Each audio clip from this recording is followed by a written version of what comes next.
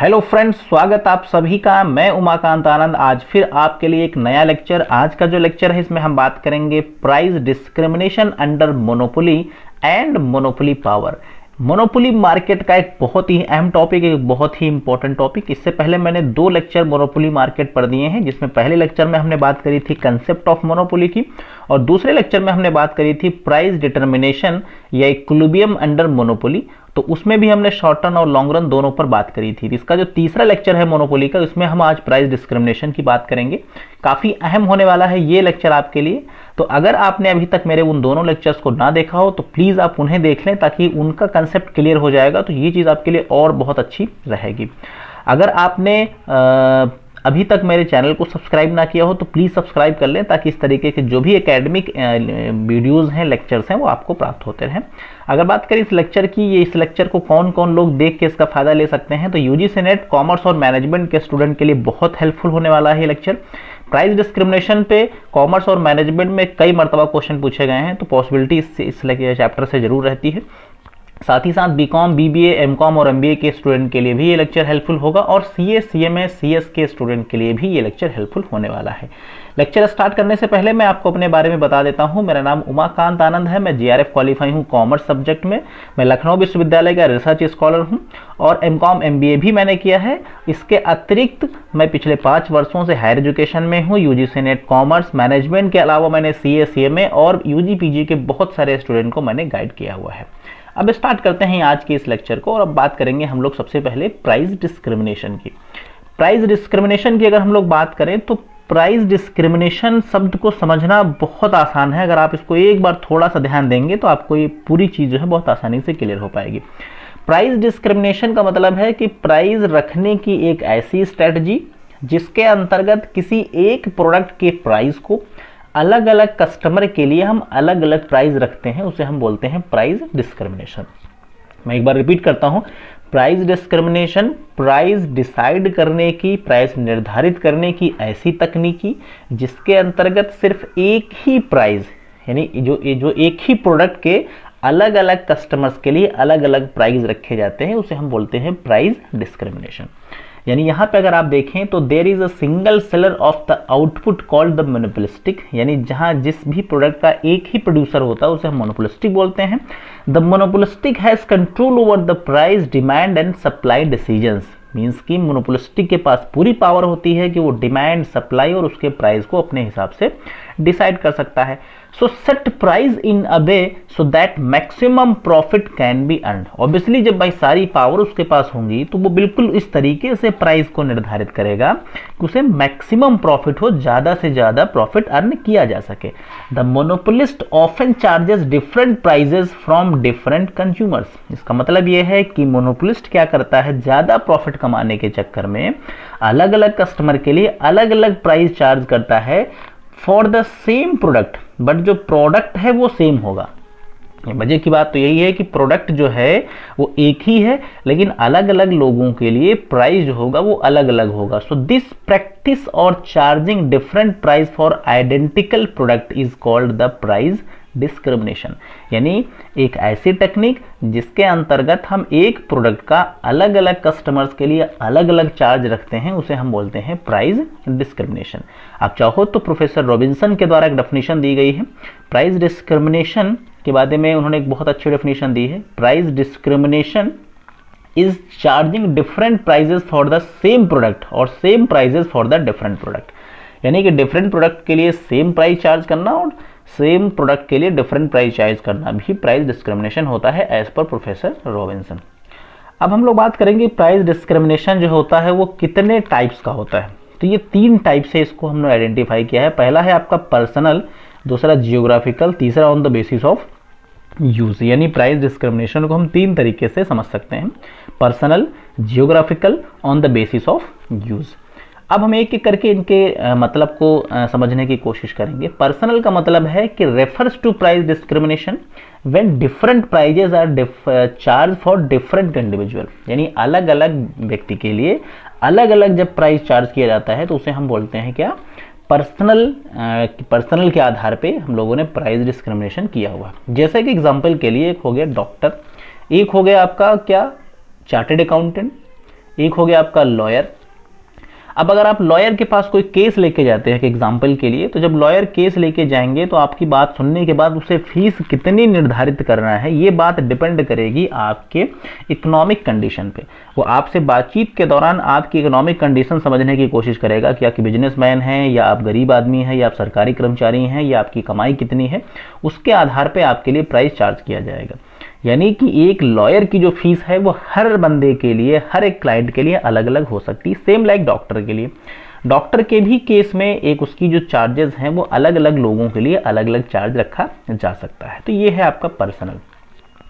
Geographical की बात करें तो refers to the price discrimination when the monopolist charge different prices at different place for the same product. यानी product एक है बट अलग अलग एरियाज में, अलग अलग मतलब लोकेशंस में उसका प्राइस अलग अलग होता है, उसे हम बोलते हैं क्या, जियोग्राफिकल। जैसे एग्जांपल के लिए मान लीजिए मैं बात करता हूँ लखनऊ के मशहूर दशहरी आम की।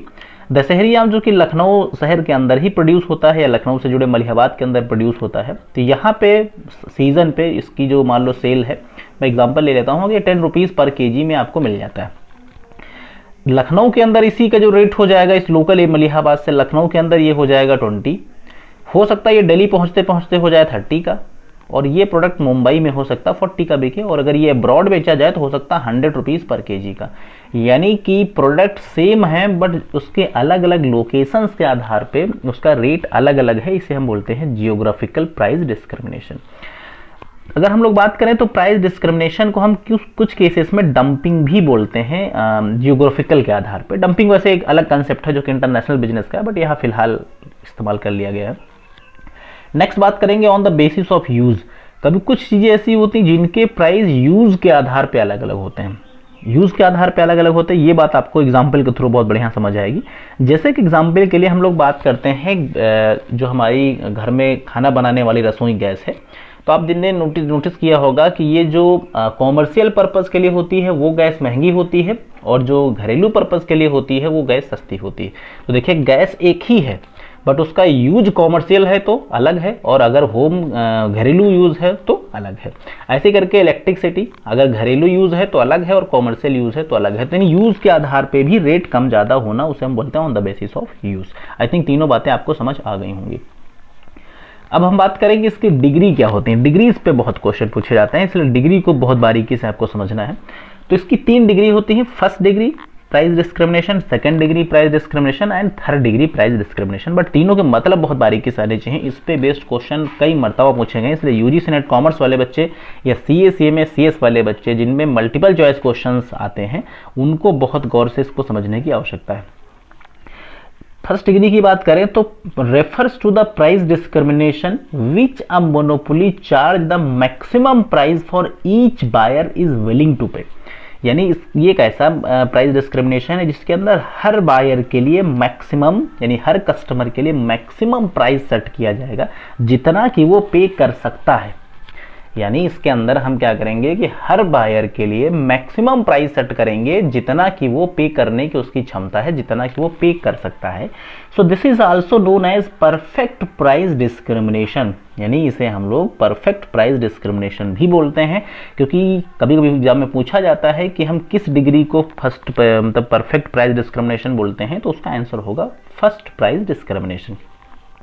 नेक्स्ट हम बात करें तो जो आपकी ये डिस्क्रिमिनेशन है involves maximum exploitation of consumer. यानी इसमें कंज्यूमर का मैक्सिमम एक्सप्लॉयटेशन होता है। क्यों होता है? क्योंकि जो बंदा ज़्यादा पैसा दे पाने में सक्षम है उससे ज़्यादा पैसा चार्ज किया जाता है, और जो कम दे पाने में सक्षम है वो कम।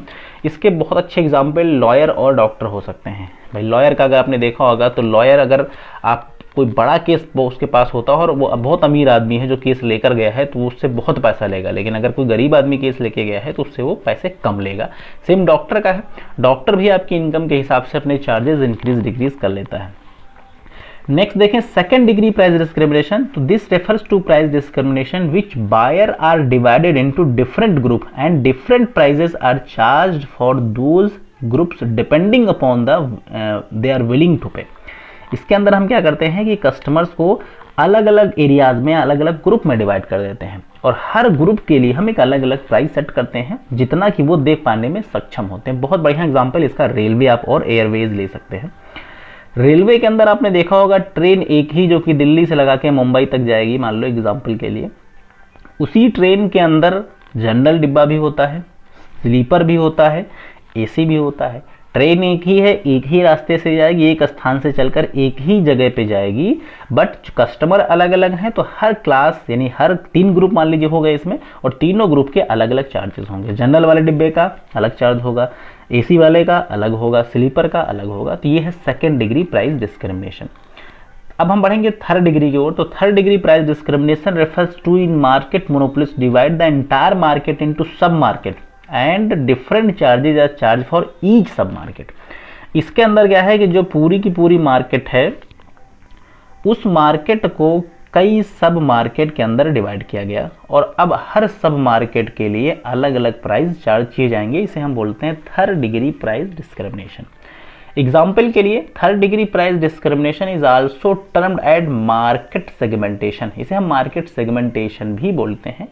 इसका एग्जाम्पल दे सकते हैं कि the group are divided according to the age, sex and location. यानी ग्रुप को हम लोग एज और मेल फीमेल लोकेशन के आधार पर मतलब डिवाइड कर लेते हैं, और फिर हम उनके ऊपर चार्ज करते हैं चार्जेस। जैसे एग्जाम्पल के लिए रेलवे में भी बताया गया है कि सीनियर सिटीजन के लिए अलग चार्ज लगता है, ठीक है। इसी तरीके से कई और भी जगह हैं, जैसे एग्जाम्पल के लिए आप सिनेमा घरों की हम लोग बात कर लें, तो सिनेमा घरों में कुछ ऐसे सिनेमा घर होते हैं जहां पर स्टूडेंट्स को कुछ डेज पे कम चार्ज देना पड़ता है, या कुछ ऐसी चीज़ें हैं जहां पे स्टूडेंट को थोड़ी रियायत मिलती है, जैसे सेमिनार वगैरह, एजुकेशनल सेमिनार होते हैं। तो वहाँ पे अगर आप जाएंगे तो आपने देखा होगा कि वहाँ पे प्रोफेसर्स के लिए अलग चार्ज होते हैं, ठीक है, टीचर्स के लिए अलग चार्ज होते हैं, जो रिसर्च स्कॉलर हैं उनके लिए अलग चार्ज होते हैं। तो ये क्या, ये चीज़ एक ही है बट अलग अलग डिवाइड करके ग्रुप को उस तरीके से चार्ज किया जाता है। आई थिंक ये बात आपको समझ आ गई होगी। अब बढ़ेंगे हम लोग इस एक बार नेक्स्ट पॉइंट की तरफ। इसमें हम बात करने वाले हैं कि possible conditions when price discrimination can be happen. वो कौन कौन सी कंडीशन है, जब कंडीशन होंगी तभी प्राइस डिस्क्रिमिनेशन हो सकता है। यानी प्राइस डिस्क्रिमिनेशन हमेशा नहीं हो सकता, प्राइस डिस्क्रिमिनेशन होने के लिए कुछ कंडीशंस हैं। तो पहली कंडीशन है एग्जिस्टेंस ऑफ मोनोपोली, यानी प्राइस डिस्क्रिमिनेशन होने के लिए मोनोपोली का होना बहुत जरूरी है। अगर मोनोपोली नहीं होगा तो प्राइस डिस्क्रिमिनेशन नहीं हो सकता। दूसरा है सेपरेट मार्केट, मार्केट सेपरेट होनी चाहिए। सेपरेट मार्केट का मतलब है कि the buyer of one market can not move to another market. एक बायर जो है वो दूसरी मार्केट में मूव ना हो सके, अगर मूव हो जाएगा तो प्राइस डिस्क्रिमिनेशन इजीली नहीं हो सकता है। इसीलिए जरूरी है कि मार्केट का सेपरेट होना बहुत जरूरी है। नेक्स्ट हम बात करें no contact between the buyer. Buyer का एक दूसरे से कॉन्टैक्ट नहीं होना चाहिए, क्योंकि कॉन्टैक्ट अगर होगा तो फिर थोड़ा सा बवाल उत्पन्न हो सकता है। इसलिए कॉन्टैक्ट ना हो ये ज़्यादा बेहतर माना जाता है। अगर कॉन्टैक्ट नहीं होगा तो आप इजीली अलग अलग लोगों के लिए अलग अलग प्राइस चार्ज कर सकते हैं। Different elasticity of demand. Different elasticity of demand का मतलब ये है कि अलग अलग उसकी इलास्टिसिटी होनी चाहिए, यानी कि बिल्कुल एक जैसा नहीं होना चाहिए। कुछ ऐसे लोग होने चाहिए जो प्राइस चेंजेस का मतलब प्राइस चेंजेस की वजह से अपने डिमांड को घटाते बढ़ाते हों, और कुछ ऐसे लोग होने चाहिए प्राइस चेंजेस की वजह से डिमांड को कम घटाते बढ़ाते हों। तो डिफरेंट इलास्टिसिटी ऑफ डिमांड का होना भी बहुत ही जरूरी है। ये पॉइंट शायद कुछ आपको कम समझ आ पा रहा होगा, लेकिन अगर आप इसे समझने की कोशिश करें तो आपको शायद ये समझ आ जाएगा। मैं जैसे थोड़ा एग्जाम्पल के थ्रू इसको क्लियर करने की कोशिश कर रहा हूँ। जैसे कि एग्जाम्पल के लिए जो हायर क्लास के लोग होते हैं, मान लीजिए बहुत कोई रिच आदमी है जो कि हमेशा एसी से ही सफ़र करना पसंद करता है, एसी वाले कोच से। अब मान लो एसी का रेंट जो है वो बढ़ गया, तो as per law of demand उसकी जो सब डिमांड है वो कम हो जानी चाहिए। बट ये बंदा क्या करेगा, ये ऐसा नहीं करेगा, ये बंदा उसको ही प्रेफर करेगा। लेकिन तो इसकी इलास्टिसिटी क्या है, अलग है। जनरल वाले की हम बात करें तो जनरल में अगर क्या है कि जनरल वाले का अगर प्राइस, या आप जनरल की बात नहीं, स्लीपर का एग्जाम, स्लीपर की हम बात करें, स्लीपर का प्राइस अगर बहुत बढ़ जाए तो बंदा हो सकता है कि कुछ ऐसे भी लोग होंगे उसमें जो शायद फिर जनरल को प्रेफर कर लेंगे। तो इनकी इलास्टिसिटी अलग है। तो डिफरेंट इलास्टिसिटी का होना जरूरी है, तभी ये कंडीशन फॉलो हो पाएंगी। अब हम बात करेंगे प्राइस डिस्क्रिमिनेशन के क्या एडवांटेजेस होते हैं। तो पहला है कि help organisation to earn revenue and stabilise his business, यानी आप उससे रेवेन्यू अर्न कर सकते हैं और अपने बिजनेस को स्टेबलाइज कर सकते हैं, मजबूत कर सकते हैं। नेक्स्ट है facilitate the expansion plan for organisation as more revenue is generated, यानी इससे क्या कर सकते हैं, अपने बिजनेस को एक्सपैंड कर सकते हैं और ज़्यादा से ज़्यादा रेवेन्यू जनरेट कर सकते हैं। तो ज़्यादा अगर रेवेन्यू जनरेट करनी है तो आपको प्राइस डिस्क्रिमिनेशन रखना पड़ेगा। नेक्स्ट है benefit customers such as senior citizen and student by providing them discount, यानी कस्टमर्स को आप बेनिफिट दे सकते हैं कुछ केसेस में, जैसे सीनियर सिटीजन्स को दे सकते हैं, स्टूडेंट्स को दे सकते हैं, या उन लोगों को दे सकते हैं जिन्हें डिस्काउंट की ज़रूरत है, जिन्हें डिस्काउंट चाहिए।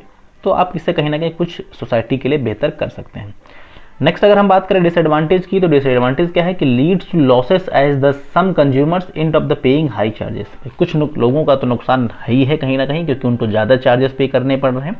और नेक्स्ट देखें तो इन्वॉल्व्स एडमिनिस्ट्रेशन कॉस्ट और सेपरेटिंग मार्केट। भाई इसके अंदर जब आप मार्केट को सेपरेट करते हैं तो कहीं ना कहीं एडमिनिस्ट्रेशन की जो कॉस्ट है वो इन्वॉल्व हो जा रही है, और ये भी अपने आप में कहीं ना कहीं देखा जाए ड्रॉबैक है, जो कि कस्टमर्स को अल्टीमेट पे करना पड़ता है। अब हम बात करने वाले हैं कि डिग्री ऑफ मोनोपोली पावर क्या होती है। डिग्री ऑफ मोनोपोली पावर, ये लेक्चर देखिए बिल्कुल नो डाउट बड़ा होने वाला है, बट फिर भी मेरी कोशिश ये है कि जो बात आपको पढ़ाई जाए वो स्टूडेंट जो एक्चुअली में सीरियसली पढ़ रहे हैं तो उनके लिए जो लेक्चर है वो बेनिफिशियल होना चाहिए।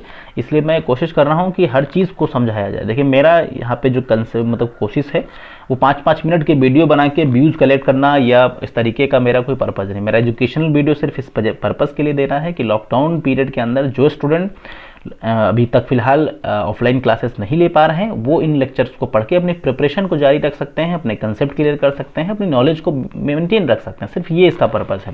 इसलिए मैं लेक्चर को जानबूझ के थोड़ा बड़ा कर रहा हूँ ताकि आप कंसेप्ट पूरा समझ पाएं। तो अगर डिग्री ऑफ मोनोपोली पावर की बात करें तो the monopoly is the only seller in the market of his product, so as the only seller he purchase the monopolistic dominance on the monopoly power. भाई जब मार्केट के अंदर single seller ही होगा तो ऑब्वियसली उसकी एक पावर है जिसके आधार पे वो पूरी मार्केट को डोमिनेट कर रहा है। अब ये पता करना है, but the degree of monopoly power is not same in all the cases. लेकिन कहा गया पावर तो है, लेकिन degree of monopoly power her case में बिल्कुल बराबर नहीं है। तो कुछ केसेस में ज़्यादा है, कुछ केसेस में कम है। तो मोनोपोली पावर कैसी है उसको हम लोग इस मतलब कंसेप्ट या इस पॉइंट के माध्यम से पता करने की कोशिश करेंगे कि degree of monopoly power actually है कैसी। तो इसके सोर्सेस क्या होते हैं, हम कैसे पता कर पाते हैं कि इस मोनोपोलिस्टिक की कैसी डिग्री है मोनोपोली पावर की। तो एक तो इलास्टिसिटी ऑफ डिमांड को हम पता लगाते हैं। अब आप सोचिए कि अगर कोई ऐसी मार्केट है जहां पर प्राइस के बढ़ने से डिमांड घट जाती है और प्राइस के घटने से डिमांड बढ़ जाती है। अगर ऐसा है यानी हाई इलास्टिक है, तो उस केस में मोनोपोली पावर कैसी होगी, थोड़ा ध्यान से समझने की कोशिश करिए। यानी प्राइस घटने से डिमांड बढ़ जाती है, प्राइस बढ़ने से डिमांड घट जाती है, तो उस केस में मोनोपोली पावर जो है वो हाई नहीं है, उस केस में मोनोपोली पावर लेस है। कैसे लेस है उसको समझते हैं। मोनोपोली पावर इस वजह से लेस है क्योंकि अगर मान लीजिए कुछ ऐसी सिचुएशन हो कि प्राइस बढ़ाया भी जाए फिर भी आपकी डिमांड जो है वो कम ना पड़े, डिमांड आपकी ज्यों का त्यों रहे, तो यानी आपकी पावर चलती है, तो आपका वहाँ पे दबदबा है। और आप प्राइस बढ़ा रहे हैं, डिमांड कम हो जा रही है, इसका मतलब पावर आपकी उतनी नहीं है जितनी होनी चाहिए। शायद आप बात समझ पाए होंगे। तो मोनोपोली पावर इलास्टिसिटी से कंफर्म की जा सकती है। तो in the case of pure monopoly there is only one firm that produces product, so here there is no difference between the elasticity of firms demand and elasticity of market demand. So in case firms degree of monopoly power is determine elasticity of his demand. यानी पूरी बात आप समझ पाए होंगे कि जब एक सेलर है और उसकी इलास्टिसिटी से उसी के द्वारा पूरी इंडस्ट्री रिप्रेजेंट हो रही है, तो कहीं ना कहीं इलास्टिसिटी ऑफ डिमांड से उसकी पावर को हम चेक कर सकते हैं। तो एक बात समझ आ गई होगी, अगर हाई डिग्री ऑफ मोनोपोली है तो उस केस में लेस इलास्टिक होगा, और अगर लो डिग्री ऑफ मोनोपोली है तो वहाँ पे क्या होगा, मोर इलास्टिक होगा। ये बात मैंने अपने नोट्स में नहीं दी है, बट आप अगर नोट्स बना रहे हैं तो ये बात आप मेंशन कर सकते हैं। यानी अगर इलास्टिसिटी ज़्यादा तो लेस मोनोपोली पावर, इलास्टिसिटी कम तो हाई मोनोपोली पावर। ये नोट्स में आप नोट कर ले तो आपके लिए बेनिफिशियल रहेगा। द नंबर ऑफ फर्म की बात करें, अगर नंबर ऑफ फर्म ज़्यादा होंगी, अगर नंबर ऑफ फर्म ज़्यादा होंगी एक ही ग्रुप की, तो उस केस में क्या होगा, मोनोपोली पावर कम होगी। और अगर नंबर ऑफ फर्म जो होंगी आपकी एक ही होगी तो उस केस में मोनोपोली पावर आपकी ज़्यादा होगी। ये चीज़ आपको बहुत ईजिली क्लियर हो पा रही होगी।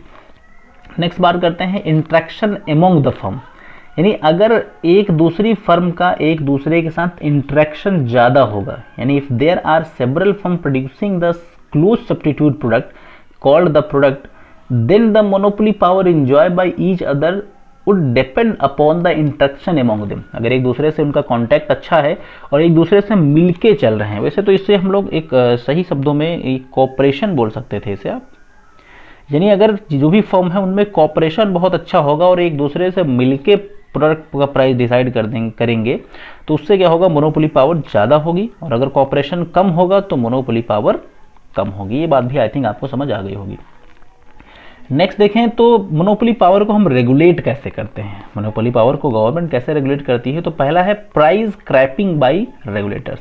गवर्नमेंट क्या करती है कि प्राइस पर कुछ कंट्रोलिंग लगा देती है। वो बोल देती है भाई देखिए प्राइस आपको इतना रखना, इससे ज़्यादा नहीं। जैसे कि जो इलेक्ट्रिक बोर्ड होता है वो इलेक्ट्रिसिटी के प्राइस, गैस के प्राइस, वाटर के प्राइस ये सेट होते हैं, तो इनमें आप कम ज़्यादा नहीं कर सकते, जितना गवर्नमेंट रखती है उतना ही आप बेचेंगे।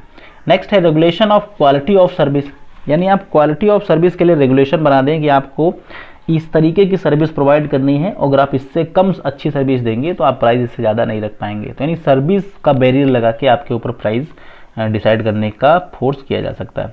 नेक्स्ट है मर्जर पॉलिसी। गवर्नमेंट ने मर्जर पॉलिसी बैन कर दी कि भाई अब आप जो है वो मर्ज नहीं हो पाएंगे, यानी अगर एक फर्म है तो आप दूसरी फर्म जोड़ नहीं पाएंगे, क्योंकि आप जोड़ेंगे तो एक हो जाएंगे तो आप मोनोपोली क्रिएट करेंगे। तो मोनोपोली पावर क्रिएट ना हो इसके लिए कहीं ना कहीं फर्म के ऊपर मर्जर पॉलिसी लगा के उन्हें मर्जर पे काफ़ी रिस्ट्रिक्शंस लगा दिए जाते हैं। और नेक्स्ट है ब्रेकिंग ऑफ मोनोपोली, यानी जिन चीज़ों में मोनोपोली है कोशिश की जाती है कि उन्हें मोनोपोली उनका ब्रेक किया जाए, क्योंकि मोनोपोली से कहीं ना कहीं कस्टमर्स का नुकसान होता है। तो इसलिए ये भी स्ट्रेटजी, और कभी कभी नेशनलाइजेशन भी किया जाता है, जिससे कोई ऐसी इंडस्ट्री या कोई ऐसी फर्म जो कि मोनोपोली क्रिएट कर रही तो उसे नेशनलाइज भी कर दिया जा सकता है। तो ये कुछ ऐसे तरीके हैं जिनसे हम मोनोपोली पे रिस्ट्रिक्शंस लगा सकते हैं। तो आज के इस लेक्चर में जो इन्फॉर्मेशन दी गई, मुझे उम्मीद है आपको ये लेसन अच्छा लगा होगा। अच्छा लगा हो तो इसे लाइक कर सकते हैं, शेयर कर सकते हैं, चैनल सब्सक्राइब ना किया हो तो कर लें, ताकि अपकमिंग जो भी हमारे लेसन है उनके नोटिफिकेशन आपको मिल सके। आपने बेशकीमती समय दिया, आपका मैं साधारण आभार व्यक्त करता हूँ। So thanks for watching this video, have a nice day.